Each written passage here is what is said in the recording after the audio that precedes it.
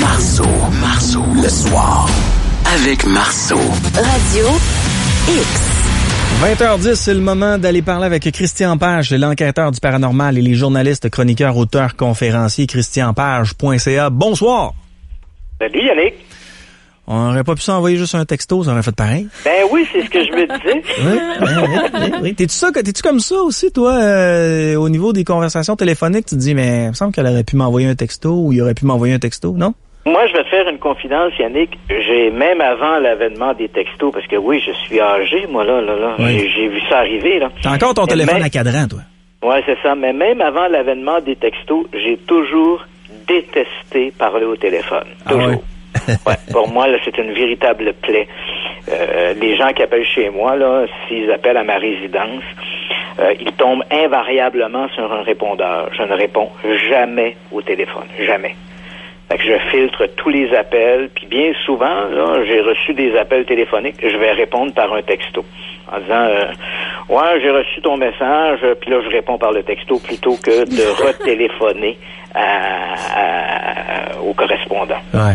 T'imagines-tu, dans le temps, Christian, tout le monde sur la même rue était sur la même ligne téléphonique? Ouais.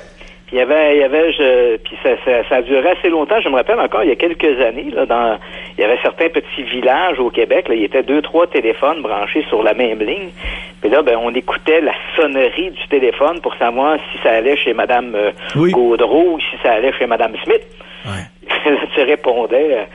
C'était assez surprenant comme technique. Ouais, là, on pouvait entendre des conversations, espionner des conversations de nos voisins. Ah, moi, je faisais ça. J'espionnais les conversations de ma sœur. Ah. Avec ses amis de filles, je me disais peut-être qu'à un moment donné, ils vont parler de moi. Finalement, c'est jamais arrivé. OK, tiens. Ouais. Ton frère, Yannick, il est donc bien beau, Ouais, ça, c'est dans mes rêves, mais finalement, non, ça... Il en préférait d'autres, faut croire. Quel manque de goût, hein? Ah oui, c'était ta sœur est-elle plus âgée que toi? Ou... Un petit peu plus jeune. Un petit peu plus jeune, une sœur cadette, Voilà. Dans le cadre de la chronique de l'enquêteur du paranormal, on parle de l'arme sonique. Oui, écoute, c'est une histoire, on a l'impression un peu que c'est une histoire qui ne finit jamais ou qui est pleine de rebondissements. Et là, ce dont je te parle, c'est un long article scientifique qui vient d'être publié dans les pages du très sérieux Journal of the American Medical Association. Donc, tu vois un peu le genre. Et ça concerne cette histoire, on en a déjà parlé en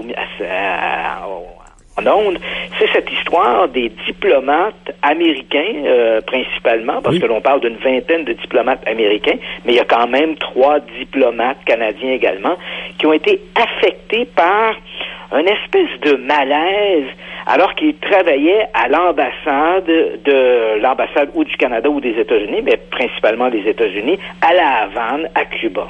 Donc, on le sait, cette histoire-là débute en 2016 et c'est poursuivi en 2017. Donc, on a une vingtaine de diplomates en ce moment, diplomates américains, qui ont souffert de toutes sortes de maux étranges, maux de tête, étourdissement, difficulté de concentration.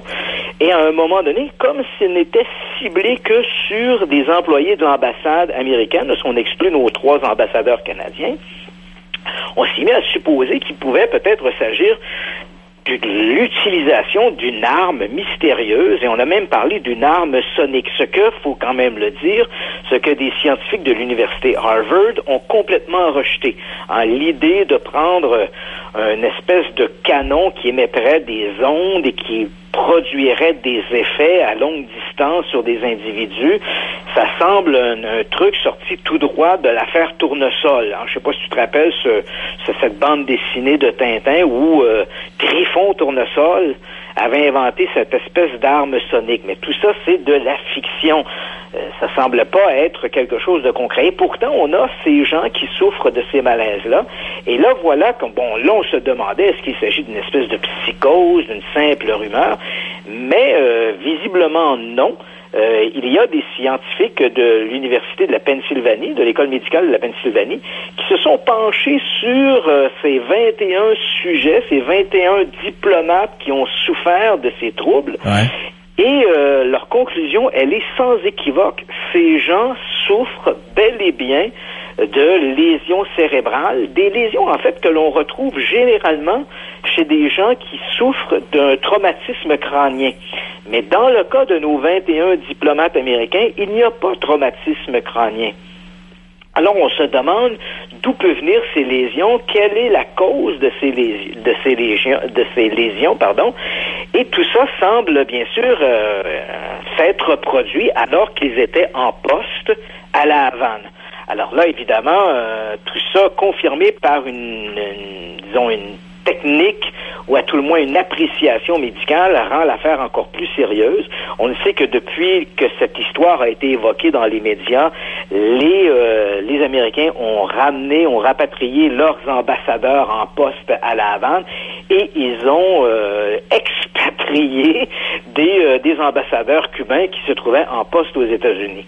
Même s'ils soutiennent que tout ça ne semble pas être lié au malaise dont ont souffert les ambassadeurs en poste à Cuba. Mais néanmoins, on ne peut pas s'empêcher de faire ce rapprochement-là. La coïncidence est trop belle. Alors évidemment, pour l'instant, les médecins n'ont pas d'explication pour expliquer, somme toute, pourquoi ces gens souffrent de ces lésions. Et ça semble particulièrement affecter ce qu'on appelle la matière blanche dans le cerveau. En fait, la matière blanche est une sorte ce sont des tissus neurologiques qui permettent les échanges neurochimiques entre les neurones. C'est assez compliqué. Mais ça semble être cette partie-là du cerveau qui a été affectée par, on ne sait pas trop quoi, mais visiblement, l'affaire n'est pas prête de s'éteindre pour l'instant. OK. Mais est-ce que le son peut être une arme? Est-ce que, tu me parlais de Tintin, est-ce que une femme comme la Castafiore peut réellement faire éclater des verres de vin, des coupes à champagne? Bon, l'histoire de faire éclater des verres avec la voix, ça semble encore une fois sorti d'un roman de Tintin. Néanmoins, à courte distance, des armes soniques ont été testées et effectivement avec une certaine efficacité. Donc, on a pu rendre malléables des substances, des matières. On a pu détruire des matières, mais quand même, il faut s'entendre, on n'a pas détruit des blocs d'aluminium, mais des matières un peu plus fragiles, comme du verre. Et mais ce qui est le plus surprenant, avec du son et en particulier des infrasons, on a réussi à créer des effets de lévitation. Donc, par ce son qui était à peu près inaudible à l'oreille, on a réussi à créer des champs de vibration qui permettaient de soulever des objets du sol. Évidemment, on n'est pas encore dans la lévitation de style science-fiction, là, mais bon, on commence à se rapprocher. Donc, l'idée on le sait que l'énergie électromagnétique permet une sustentation. On le sait, on a développé des trains, par exemple, qui se déplacent par sustentation électromagnétique. Mais là, au-delà de l'électromagnétisme, il y aurait apparemment les basses fréquences pourraient créer des effets semblables. Mais encore une fois, ça reste pour l'instant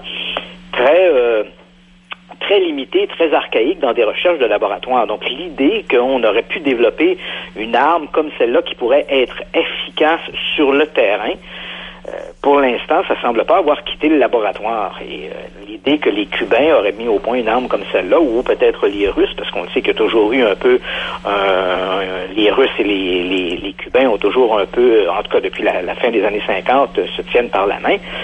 Ben, peut-être que les Soviétiques les Russes auraient pu réussir à développer une arme comme ça, mais pour l'instant, les scientifiques de Harvard, qui sont spécialisés dans le développement des technologies de fine pointe, rejettent cette hypothèse-là. Donc, il faut chercher ailleurs. On parle maintenant d'objets volants non identifiés au-dessus de l'Oregon. Ça, c'est sans aucun doute la nouvelle de la semaine, sinon la nouvelle du mois. Écoute, on en avait parlé à cette époque-là. L'affaire remonte au 25 octobre 2017. On a eu le temps d'en parler quelques mots encore vendredi dernier. Mais je rappelle l'incident en question parce qu'il est très important, à tout le moins pour les gens qui s'intéressent à la question des ovnis.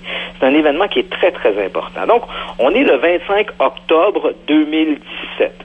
Et alors qu'il y a des gros transporteurs, on parle d'avions commerciaux, transportant des passagers de différentes compagnies aériennes, différentes lignes aériennes, qui se trouvent ils se trouvent au-dessus de l'Oregon. Ces appareils font route vers l'aéroport de Portland. Et les pilotes, donc on parle minimalement de trois avions civils, alors qu'ils se trouvent près de la frontière entre la Californie et l'Oregon. Alors, il prépare, il commence leur approche de l'aéroport de Portland. Et là, ils observent dans le ciel une masse lumineuse qui est visiblement un objet. Et ces pilotes, bien sûr, sont intrigués parce que cet OVNI, appelons-le comme ça, en gardant bien en tête que l'acronyme d'OVNI veut dire objet volant non identifié. Donc, alors qu'ils observent cet OVNI, ils contactent les tours de contrôle, puis là, il y a des échanges qui se font. On en avait fait entendre quelques-uns de ces échanges en octobre dernier. La problématique de ça, c'est lorsque l'information avait été rendue publique, c'était un peu confus. On parlait à un moment donné de détection radar, après ça, on disait qu'il n'y avait pas de détection radar. Quoi qu'il en soit, à l'issue de ces observations, comme on a un objet inconnu qui zigzague dans les corridors aériens utilisés par les avions civils, donc il y a une menace pour la sécurité, on avait envoyé 2 intercepteurs F-15. Là, on avait d'abord contacté la NORAD, le système de défense nord-américain, les systèmes militarisés de défense, et la NORAD avait demandé à la Garde nationale américaine d'envoyer deux intercepteurs F-15.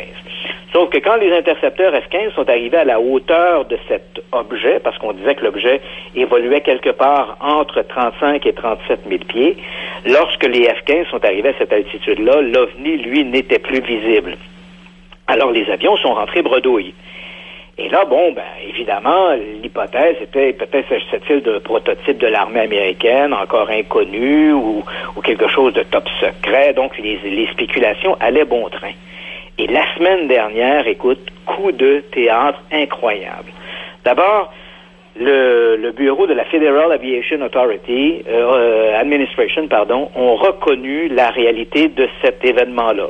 Et ils l'ont reconnu conjointement avec l'armée de l'air américaine. Donc, l'US Air Force aussi reconnaît qu'il y a eu ce jour-là, 25 octobre 2017, la présence d'un aéronef inconnu quelque part sur la frontière entre l'Oregon et l'État de Californie.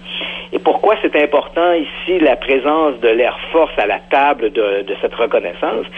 C'est le fait que si l'Air Force dit on ne sait pas ce que c'était, il est peu probable que l'OVNI en question ait été un prototype secret de l'armée américaine. Tu comprends? Parce que dire on ne sait pas c'est quoi, c'est sûr que ça va attirer l'attention des médias, parce que là, les médias se posent la question, si c'était pas l'armée américaine, c'était quoi? Donc, évidemment, cet OVNI-là tombe soudainement dans le collimateur des médias. Si l'armée voulait protéger un de ses prototypes, c'était pas nécessairement la bonne façon de faire. Quoi qu'il en soit, l'Air Force et la Federal Aviation Administration reconnaissent la réalité du phénomène. Et là, ils arrivent avec des informations supplémentaires qui sont absolument renversantes. Donc, ce qu'on apprend, c'est que ce jour-là, vers 16h30, ils ont bel et bien détecté l'objet au radar. Et là, je t'ai remis quelques extraits parce que, l'armée et la FAA ont rendu public toute une série de communications, ça dure de très très longues minutes, et ils ont même également publié des relevés radars. Alors, qu'est-ce qu'on va entendre, puis je vais ensuite les contextualiser si tu le veux bien, mais on va entendre une première communication radio où un contrôleur aérien, parce que faut savoir que dans le contrôle aérien, on a plusieurs secteurs qui sont couverts par les radars, et il y a donc les radars des aéroports, il y a également les radars régionaux qui surveillent la sécurité, qui surveillent en fait le déplacement et le trafic aérien. Alors là, tu vas entendre un contrôleur aérien qui contacte un autre de ses collègues dans un autre département pour lui demander si lui aussi, il le voit, l'objet sur le radar, parce qu'à ce moment-là, l'objet est bien visible sur le radar. Donc, on écoute ça, puis je te contextualise l'affaire ensuite. Oakland 31. Aircraft number 1550 Lima, level 430 runway. That's very vague. Do you know that target south of the boundary there, that 0027 code moving very fast at 37,000? Oh, look at that thing. Yeah, that's crazy. Huh. And you don't have anything on him, huh? I got nothing. Well, look. WestJet 1698. No, the WestJet 1698 is he is at 370, and that dude is, 150 miles to the north, of him. I'll flash to that dad block. There you go. There's where WestJet is. Okay, I see him up there. That's crazy. That's fascinating. Yeah, all right, I'll report that. Thanks, Senator. Okay. Je trouve ça très particulier, Christian, parce que pour avoir déjà entendu ces gars-là jaser, ils ont toujours le même ton, un ton un peu solennel, sans relâchement. Et là, tu sens qu'il y a comme un petit malaise, puis les gars se relâchent un peu en disant « Ah, regarde cette petite chose-là. » Je disais, Ouais, c'est complètement fou, hein. Donc là, on entend un des contrôleurs qui demande à son collègue, est-ce que tu vois 60-98? 60-98, c'est un WestJet. Il dit, oui, je le vois. Il est à 37 000 pieds également, donc à la même altitude que l'OVNI en question. Mais il dit bien, sauf que notre cible, l'OVNI, se trouve à quelque chose comme 150 000 au nord de l'appareil de WestJet. Donc, on exclut la possibilité d'un avion commercial. C'était pas lui. Il n'y avait pas une confusion sur l'identité du vol en question. Alors là, on voit que les gens sont très, très étonnés. La prochaine conversation, c'est une contrôleuse aérienne, parce qu'il faut savoir qu'on a différents secteurs, comme je t'ai mentionné, et le premier secteur dans lequel apparaît l'OVNI, en fait, le secteur dans lequel il va être détecté, c'est le secteur 36. C'est vraiment une zone qui se trouve sur la frontière entre l'Oregon et la Californie. Et là, on entend la contrôleuse du secteur 36 qui appelle le contrôleur régional pour lui expliquer que là, elle sait pas trop quoi faire parce qu'elle avait cet objet qui apparaissait sur les écrans radars et là, soudainement, il est disparu. Et ici, on remet ça dans le contexte, non seulement l'objet est disparu, n'apparaît plus sur les radars, mais on sait qu'à ce moment-là, les pilotes continuent de l'observer en l'air. Donc, on ne l'a plus sur le radar, mais on continue de le voir. Et là, à ce moment-là, on comprend un peu la détresse de la contrôleuse, comment s'assurer de la sécurité des avions s'il y a quelque chose en l'air qu'elle ne voit pas. Alors, on écoute la prochaine conversation et on va voir un peu le contexte dans lequel tout ça se passe. Oakland 31 or 36. This is Sector 36. We had a target come through our airspace going really fast at level 370 earlier, an intruder, mode C intruder, going southbound, and then now apparently the Southwest 4712 sees an aircraft off his right side about as 1 o'clock and 10 miles going northbound at 370. We don't have anything on radar anymore or anything like that. Okay. Yeah, it's for my primary zone. And we don't see any primaries or anything either. But I will. Okay. Yeah. Just to let you know, and our supervisors are calling all the appropriate people. So. And does he have any idea what kind of aircraft it is? No, we've asked him, and he doesn't. He said it's about his 1 to 2 o'clock and 10 miles off his right side now. So. Okay, thanks. Okay. On sent le malaise, hein. Le gars lui dit, est-ce que tu sais, t'as-tu une idée de quel genre d'avion que c'est? Et l'autre dit non. Non, exact. Et là, ce qui est assez amusant là-dedans, elle dit bien, on ne le voit plus sur le radar. Elle le décrit comme un objet qui apparaissait sur l'écran, qui se déplaçait très vite. Et ce qui est assez amusant ici, parce que dans cette conversation, donc ils n'ont aucun doute sur qu'il s'agit bel et bien d'un aéronef qui se déplace dans l'air. Mais là, évidemment, tu essaies de comprendre pourquoi cet appareil-là, t'arrives pas à déterminer où il est ou qu'est-ce qu'il fait. Et elle mentionne à un moment donné dans la conversation un petit détail, mais quand même très intéressant. Son collègue lui dit, est-ce que tu vois quelque chose au primaire? Elle dit, il n'y a rien sur la zone primaire. Et là, j'explique un peu aux auditeurs qu'est-ce que c'est cette histoire de zone primaire et secondaire. C'est que les radars, quand on imagine des radars, on a tous vu ça dans des films, on s'imagine que le radar capte tout ce qui vole, puis il transmet l'écho de cet objet sur un écran. C'est vrai et faux en même temps. C'est-à-dire que la plupart, dans les aéroports, on utilise deux types de radars, les primaires et les secondaires. Le radar secondaire, c'est celui qui est le plus souvent utilisé. Lui, ce qu'il capte, en fait, c'est la balise. Il faut savoir que dans tous les grands avions commerciaux, là, puis on le retrouve également dans des plus petits avions, mais dans tous les grands avions commerciaux qui transportent des passagers, il y a une balise d'information qu'on appelle un transpondeur. Ce transpondeur envoie une information au radar. Le radar, en fait, capte cette information et c'est cette information qu'il reçoit. Donc, il transforme cette information télémétrique en écho sur l'écran. Et cet écho dit, je suis le vol numéro 1 tel, je me trouve à telle altitude, je me déplace à telle vitesse. Donc, il transmet de l'information télémétrique.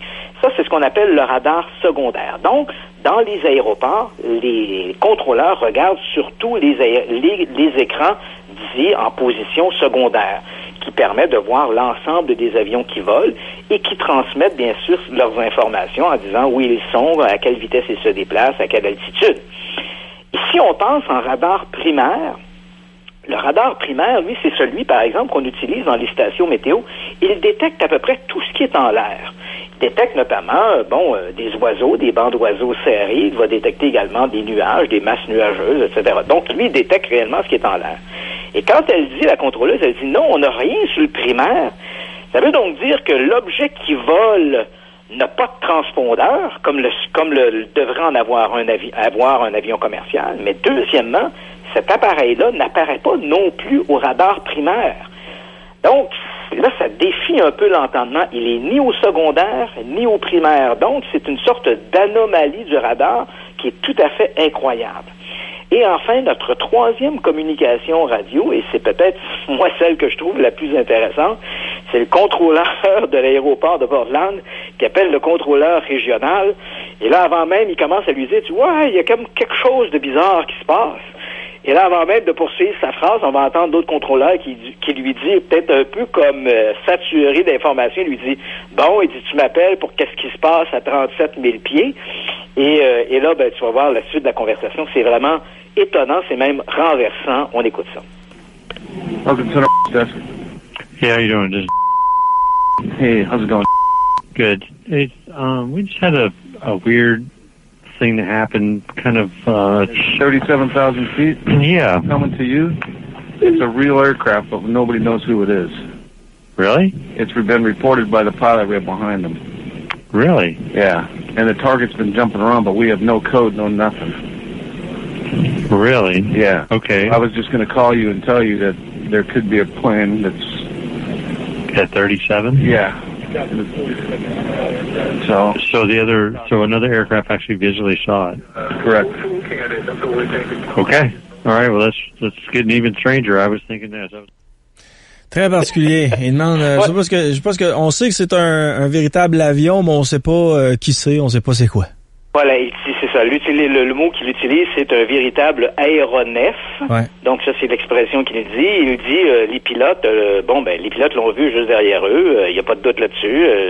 Et là, on voit que le contrôleur est un peu estomaqué, là, avec toujours cette répétition de really, tu sais. On voit qu'il est un peu dépassé par les événements. Et ça, je dois t'avouer, Yannick, que c'est moi, j'ai toujours considéré que les observations d'OVNI qu'on appelle de type aéronautique, c'est-à-dire rapportées par du personnel volant, que ce soit des pilotes ou des stewards ou des hôtesses, c'est toujours, à mon avis, les dossiers les plus intéressants parce que, dans un premier temps, tout ce qu'on vient d'entendre se passe au moment où les gens le rapportent. Tu comprends? Ce ne sont pas des témoignages qui sont colligés des semaines ou des mois après les événements. Ça se passe sous leurs yeux au moment où il y a ces communications radio, là. Ils le voient, là. Donc, il n'y a pas de distorsion de la mémoire. Ça se passe devant eux. Ensuite de ça, on le sait, les pilotes, pour un observateur au sol qui n'est pas aguerri à l'observation visuelle d'aéronefs en altitude, bien évidemment, toi ou moi, on peut regarder dans le ciel au coucher du soleil ou à la levée du jour et confondre, par exemple, un avion qui, même si les conditions d'éclairage sont pas les mêmes au sol qu'en altitude, un avion, par exemple, qui va refléter sur sa carlingue le soleil, peut te donner l'impression de quelque chose d'un peu bizarre. Alors que les pilotes sont des gens qui sont aguerris à l'observation de ces engins-là. Donc, ils savent reconnaître un autre avion dans le ciel. Et s'ils avaient un doute, bien évidemment, une simple communication radio avec la tour de contrôle leur signifierait que l'objet qu'ils voient à quelques kilomètres d'eux est tel ou tel autre avion avec tel numéro de code. Alors, dans ce cas-là, non seulement les pilotes le voient, ils le rapportent, ils sont surpris par ce qu'ils voient, et on leur confirme en fait qu'il n'y a absolument aucun autre objet qui est officiellement, entre guillemets, dans leur secteur. Donc, il y a je reprends l'expression que la femme a mentionné tantôt, la contrôleuse, lorsqu'elle appelle le chef de service, et elle lui dit, il y a un intruder, il y a quelqu'un, un étranger comme ça, qui s'est introduit dans notre espace aérien. C'est vraiment quelque chose d'exceptionnel. Et comme je l'ai mentionné un peu plus tôt, 2 chasseurs F-15 ont été, on le sait, à l'issue de ces observations, 2 chasseurs F-15 ont été envoyés pour intercepter l'objet inconnu. Malheureusement, il n'y a pas eu d'observation visuelle de la part des chasseurs F-15, même s'il y en avait eu dans les minutes précédentes par les pilotes des avions commerciaux. C'est vraiment une affaire tout à fait exceptionnelle, faut bien l'avouer. Je m'explique mal pourquoi les autorités rendent public ce type de communication-là qui nous laisse en fait sans aucune réponse et les spéculations peuvent être nombreuses. Ouais, il faut bien comprendre que tu ne peux pas, dans le cas de des autorités, il faut savoir que dans les grands pays industrialisés, mais c'est surtout vrai pour le Canada et les États-Unis, il y a la loi d'accès à l'information. Et la loi d'accès à l'information, là, ici, on est dans un cadre civil. Ce sont des avions civils. C'est le bureau de l'aviation, de l'administration de l'aviation américaine. Donc, c'est un bureau civil. Ouais. Donc, à partir du moment où l'information a coulé, évidemment, les autorités vont faire face à toutes sortes de demandes. Et à moins de justifier auprès, alors c'est une question de transparence, à moins de justifier auprès d'autorités compétentes que la sécurité nationale a été menacée, ce qui n'est pas le cas ici, là, on pourrait retenir, il pourrait y avoir une rétention de l'information. Mais là, pour l'instant, ce n'est pas ça. Cet objet-là, à part d'avoir traversé le corridor aérien des avions commerciaux, n'a en aucun temps menacé la sécurité nationale. On dit bien sécurité nationale, pas la sécurité du transport. Et là, à partir du moment où on aurait de la difficulté à justifier la rétention de cette information sous le couvert de la sécurité nationale, le Bureau de l'aviation civile a décidé plutôt de laisser aller en donnant cette information. Évidemment, on peut toujours s'imaginer que si c'était un prototype militaire qui avait été... Parce qu'ici, ce qui est intéressant de retenir, c'est que l'objet en question évolue quelque part tout près de la frontière entre l'Oregon et la Californie. Or, il faut savoir que juste à côté, ayant une frontière commune avec l'Oregon, on a également l'État du Nevada. Or, au Nevada, on en a parlé à quelques reprises à l'émission, au nord-ouest de Las Vegas, il y a dans le milieu du désert un lac asséché autour duquel l'armée américaine a développé un complexe militaire qui s'appelle la base de la zone 51. Donc, j'imagine que des gens qui nous écoutent ce soir savent très bien de quoi on parle, cette fameuse Area 51, qui est devenue un peu légendaire dans l'univers de la conspiration des ovnis et tout le reste. Donc, c'est une base militaire qui a été développée dans les années 50, d'où on a construit des avions, des prototypes d'abord, et ensuite des avions espions, comme le U-2, le SR-71 Blackbird, et la technologie des avions furtifs. On pense au F-117 Stealth Fighter ou le bombardier B-2. Donc, tous ces engins-là ont été construits, conçus, pensés, imaginés à l'ombre des hangars de cette fameuse base de la zone 51.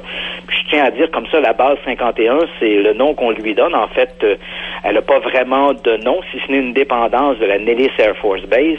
On l'appelle zone 51 parce que sur les anciennes cartes du ministère de l'Énergie, immédiatement après la Deuxième Guerre mondiale, on a cherché des endroits aux États-Unis où on pouvait faire exploser des bombes atomiques ou des essais atomiques avec le moins de retombées pour les populations locales. Et en fouillant, en regardant comme ça, le département d'énergie a identifié des zones aux États-Unis où il y avait peu de population, sinon aucune population, et où il était somme toute sécuritaire de faire des essais nucléaires. Et l'une de ces zones-là était dans le milieu du désert du Nevada, et on y avait donné le nom de zone 51. Donc depuis, on y a construit une base militaire, et on appelle cette base militaire-là la base de la zone 51. Donc c'est de là que vient le nom.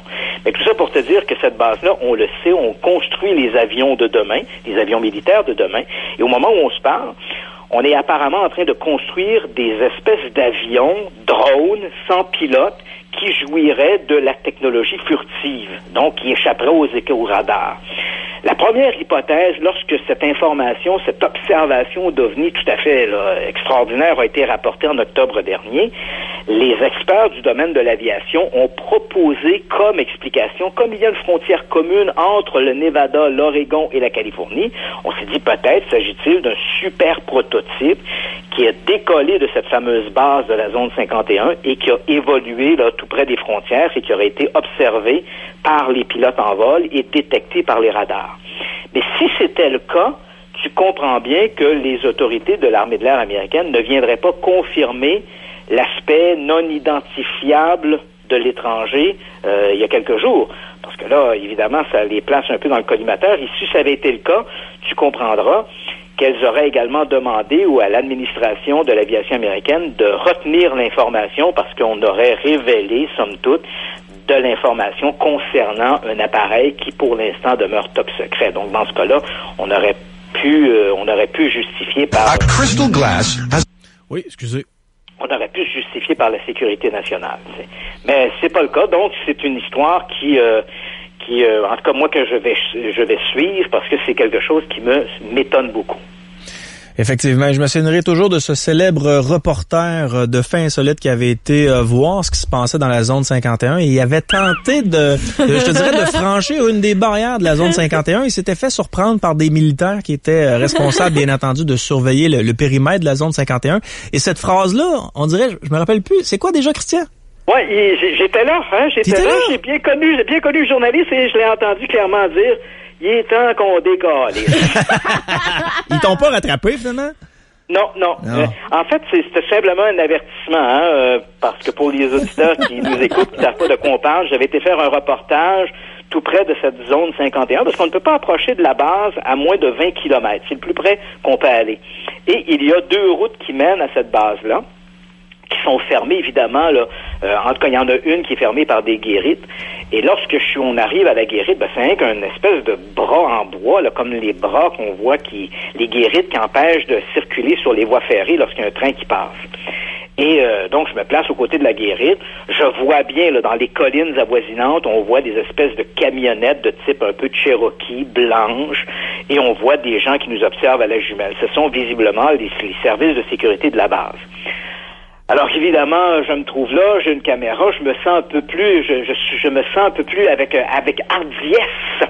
Je me dis, ils m'arrêteront pas, je suis un journaliste, les caméras, ça les blesserait un peu.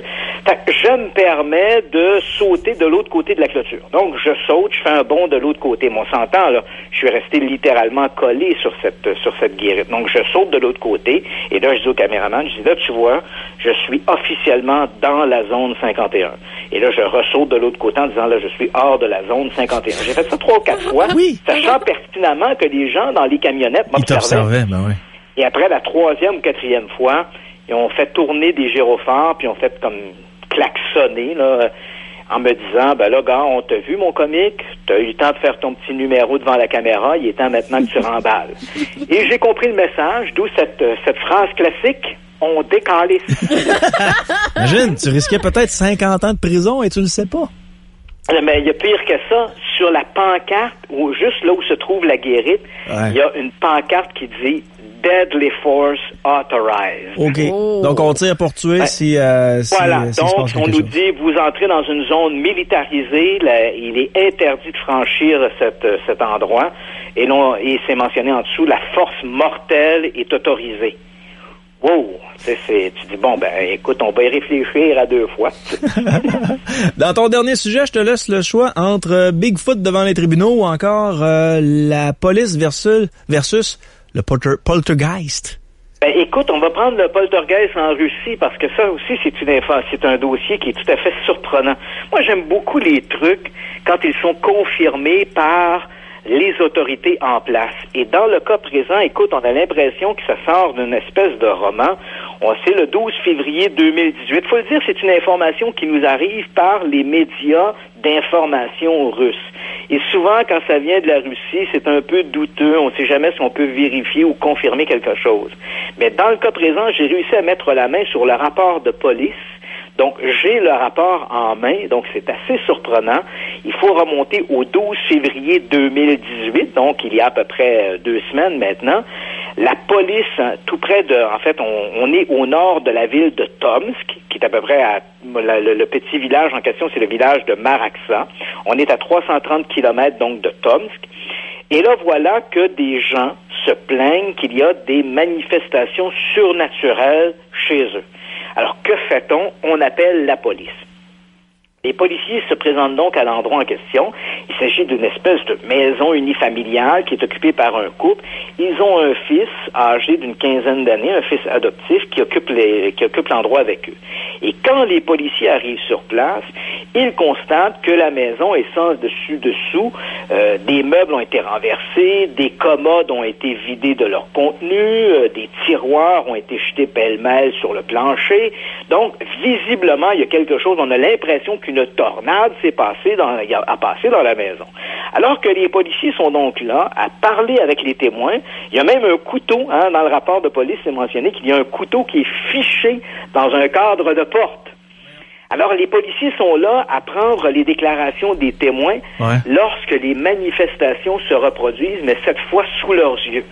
Donc, les policiers présents sur place voient les meubles bouger et se renverser. Ça, c'est dans le rapport de police, ça? Et c'est mentionné dans le rapport de police. Donc, ils racontent ce qu'ils voient et tout ça se passe devant leurs yeux à la lumière du jour. Là, on n'est pas dans l'obscurité, c'est pas la nuit, il est 2 heures de l'après-midi, donc ils voient tout ça se produire sous leurs yeux. Voyons donc, mais combien de policiers à Montréal seraient prêts à remplir un rapport comme ça? C'est sûr que la plupart auraient peur de faire rire d'eux, là.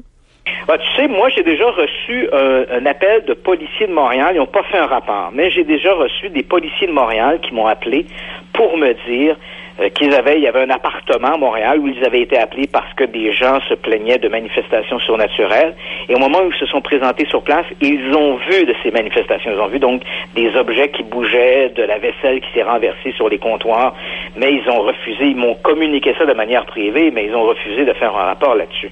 Néanmoins, il faut quand même savoir que l'une des meilleures histoires de fantômes au monde est une histoire de poltergeist qui a fait l'objet de très nombreux rapports de police à St. Catharines, en Ontario, en février 1970. Donc là, on parle de 7-8 policiers du corps de police de St. Catharines, en Ontario, qui, à la mi-février 1970, ont été appelés dans une maison de Church Street, où ils ont été témoins de manifestations, disons, du type poltergeist, surnaturel, appelons-la, donnons-lui le qualificatif que l'on veut, et ils ont rempli des rapports là-dessus. Et on a encore aujourd'hui les rapports de ces policiers. Moi, j'ai eu la chance de rencontrer 4 ou 5 d'entre eux, et c'était amusant parce que quand je les ai rencontrés, on était en 2003 ou 2004, je les avais tous réunis autour d'une table et c'était la première fois qu'ils avaient la chance d'échanger sur ces événements depuis 1970. Et tous gardaient des souvenirs intarissables de ces événements. Donc c'est vrai que c'est quelque chose de rare. Et là, dans notre histoire de Russie, c'est exactement ce qui se passe. Donc les policiers sont témoins. Ils le rapportent noir sur blanc dans leur rapport de police. Et comme ils observent ces phénomènes, bien sûr, il y a une première vérification. Ils s'assurent qu'il n'y a pas de fil, il n'y a pas de mécanisme, il n'y a pas de trompe-l'œil. On n'est pas en présence d'un canular, d'une supercherie. Et comme ils ne trouvent pas d'explication, évidemment, tu peux pas prendre le prévenu puis l'amener au poste de police pour l'interroger. Alors, qu'est-ce que les policiers font à ce moment-là? Et c'est ce qu'ils ont fait. Ils se sont tournés vers, il faut savoir que dans ce petit village, il y a une église orthodoxe et ils se sont donc tournés vers l'église orthodoxe. Ils sont allés voir les prêtres, ils ont raconté ce dont ils avaient été les témoins et ils ont demandé à des prêtres de se rendre sur place pour, entre guillemets, exorciser les lieux.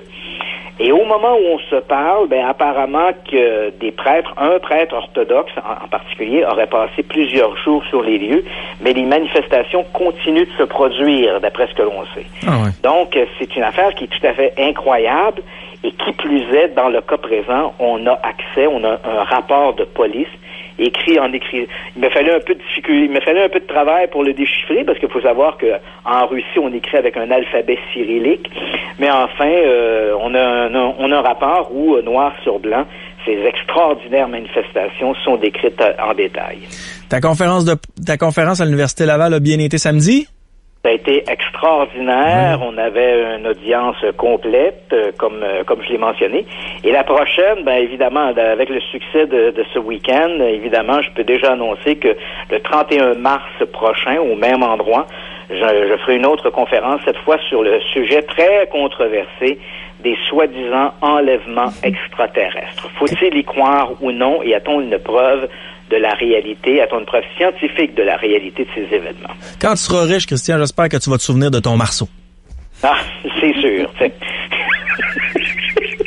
Salut! Bonne semaine. Bye. Christian Page, journaliste, chroniqueur, auteur, conférencier. Pour en savoir plus sur ses livres, vous pouvez aller faire un tour sur sa page, christianpage.ca.